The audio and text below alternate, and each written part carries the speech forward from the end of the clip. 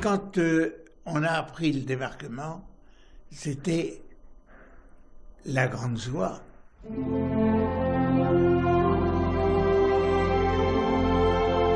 En ce jour de commémoration, le docteur Guillain se souvient comme si c'était hier de ce 6 juin 1944. Le débarquement, il l'a vécu non pas en Normandie, mais ici dans la région, à Chambéry. À l'époque, il était au service de santé de la Résistance et c'est à la radio qu'il a appris la nouvelle.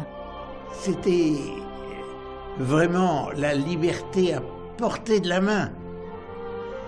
Et je crois que ça a été pour beaucoup aussi un changement de l'attitude. La résistance qui s'organise, la libération de Paris, puis de Lyon et même de l'Europe tout entière. Cette campagne de Normandie sera déterminante. C'est d'ailleurs pourquoi le Centre d'histoire de la résistance et de la déportation a décidé pour la toute première fois de lui consacrer une exposition constituée d'objets rares appartenant à un collectionneur privé.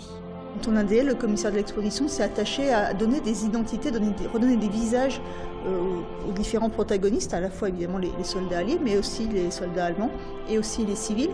C'est le débarquement, une exposition qui se veut à la fois archéologique et sensorielle, à découvrir au CHRD à partir du 12 juin.